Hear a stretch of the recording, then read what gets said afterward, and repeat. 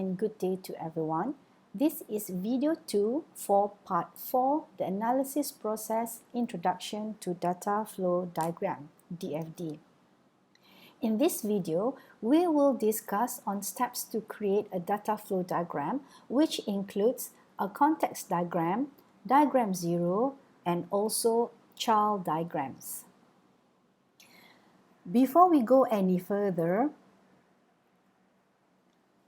everyone should know that a data flow diagram can and should be drawn systematically. This figure summarizes the steps involved in successfully completing a data flow diagram. We will follow these steps throughout the videos from video 2 until video 6 to explain each of the process in detail. Before we go any further, these are the basic rules of creating a data flow diagram.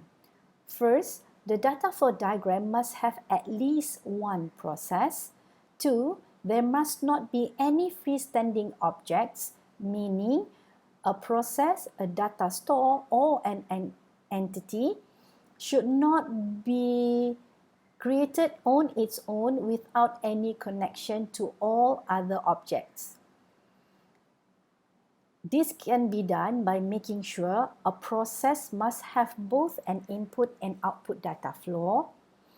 A data store must be connected to at least one process, and an external entities should not be connected to another external entities without any process. Step 1 is to list all possible entities, data flow, process, and also data store. To begin a data flow diagram, we need to make sure that we understand the organization story and able to list out everything that is included into 4 categories. That is an entity, data flow, process, and a data store. This has been discussed in video part 1. By now, you should be able to know what is the meaning for each of the symbols and how we can describe each of the symbols by giving it appropriate names. If you are still having problems in this, please go back to video 1 or please contact your lecturer. Once we are able to identify the entity, data flow, process, and data store, then we can go into step 2, which is creating the context diagram. The initial context diagram should be an overview. This includes the inputs, the process, and also the output of the system. This diagram will be the most general one, providing a bird's eye view of data movement in the system, and it should be represented in the broadest and generalized way. The context diagram is the highest level in the data flow diagram, and it only contains one process, which representing the entire system. In this example, we can see that the process is being given a number 0. And all of the external entities are shown on the context diagram, as well as the major data flow, and this is a very simple diagram to be created. And as you can see, the diagram also does not contain any data stores. This is an example of a context diagram. As you can see here, this context diagram is representing a system which is called order system. Usually for the naming of the system, we will name it as a representation of the whole system itself. For example, you can say this is a College 6 registration system, Faculty of Engineering course registration system. Usually we will give it a name specifically to represent the whole system itself. And it also should include its entities and also major data flow. The third step is to create a diagram 0.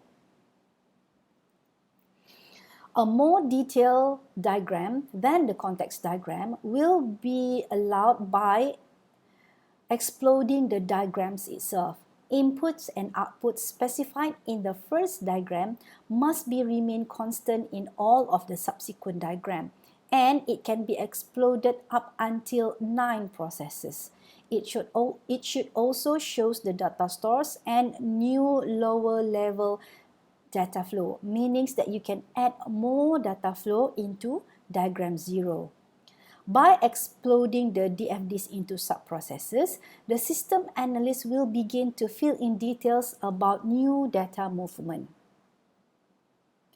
How you can do this is by asking question on what happens to the data entering the system, or how does it is being stored in the system, or is this data input can be used in several processes.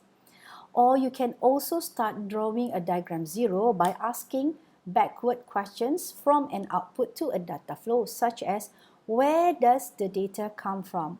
Is the data calculated or stored in a file? Or you can also examine the data flow to and from a data store. You can ask questions such as what processes put data into the data store and what processes that use the data. You can also analyze the well-defined process by identifying what does the data need, what processes that needs the data and what processes that produce the data. And then you can connect the input and output into the appropriate data store and data entities.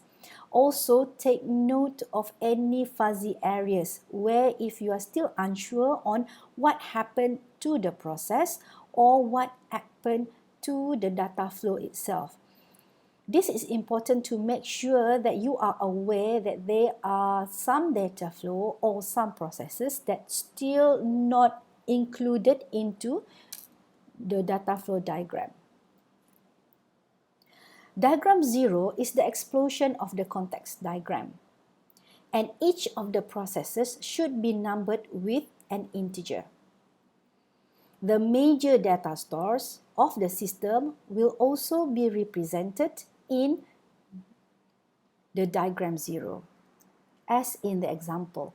This is diagram 0 for the previous context diagram, which is the order system. So in this diagram 0, we can see there are 3 main processes involved, which is fill order as process 1, create invoice process 2, and process 3 apply payment. And from here, you can also see that the same data flow that connects between the processes into the entities are also shown. And this time, you can also include a more detailed data flow together with the data store that's involved in the system itself. Step 4 is to create a child diagram. Each process in diagram 0 may be exploded into a more detailed child diagram. The process on diagram 0 that is exploded, we called as a parent process, and the diagram that is resulted from the exploded diagram is called as a child diagram. All of the data flow that's in or out of the parent process must be shown flowing into or out of the child diagram.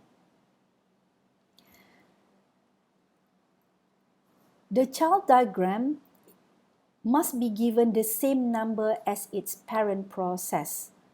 For example, a process 3 in diagram 0 can be exploded as diagram 3, where the processes in the child diagram are numbered using the parent process number and a decimal point that will represent the sequence of the process itself. The process may or may not be exploded. It depends on the level of complexity.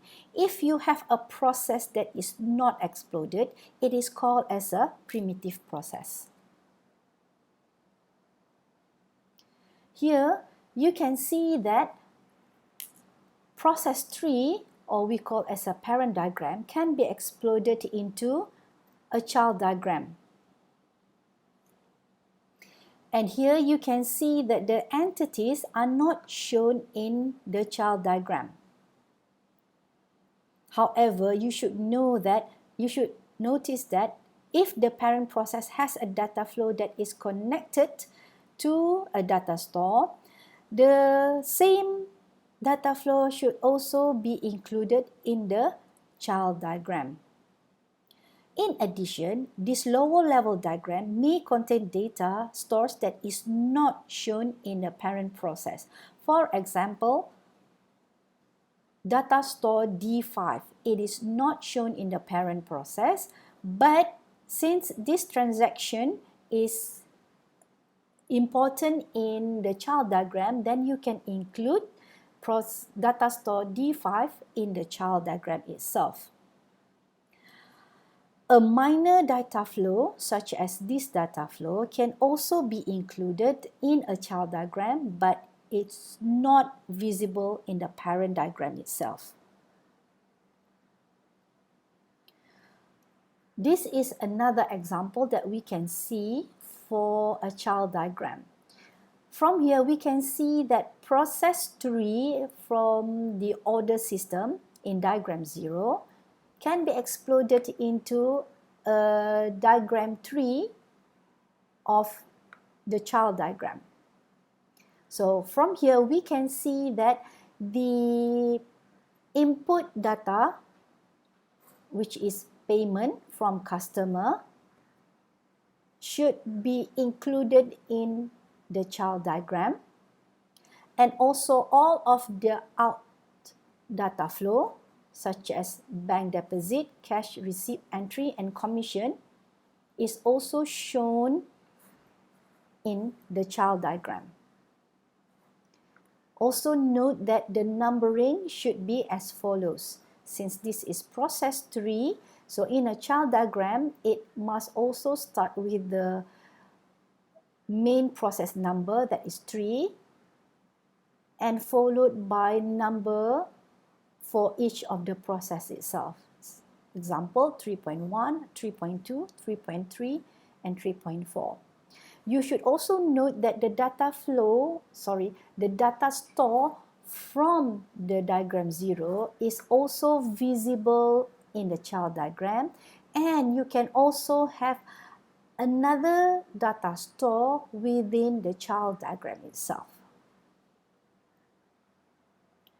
So, 3 important steps of creating a data flow diagram is discussed in this video. The first step is actually identifying the entity, data flow, process, and data store itself. Then, based from that, you'll be able to create a context diagram, okay, which consists of one process that represents the whole system, and also the main entities, all of the entities for the system, and also the major data flow for the system itself. Next, from the context diagram, you should create a diagram 0 where this is an explosion of the context diagram itself, which includes all of the general and main processes, all of the entity from the context diagram, including the major data flow. In diagram 0, it is allowed for you to show the data store and also a more detailed data flow that runs in the system. And the fourth step is to create a child diagram where this is another explosion from the main processes. Here, you should make sure that the data flow in diagram 0 also appears in a data flow as input and output for the child diagram, together with the data store and extra or other data stores that you think is important in the child diagram. Child diagram can be more than one, means that You might create a child diagram for each main process in your diagram 0. A process that is not exploded as into another child diagram is called a primitive process. Another thing that you need to remember is make sure you did not have too many processes in diagram 0. Maximum process in your diagram 0 should be only 9. Some students might do until 15 to 20 process, which is wrong. We will explain later how you can reduce the number of the process in the next video. So this is the end of part 2, creating DFD. Thank you.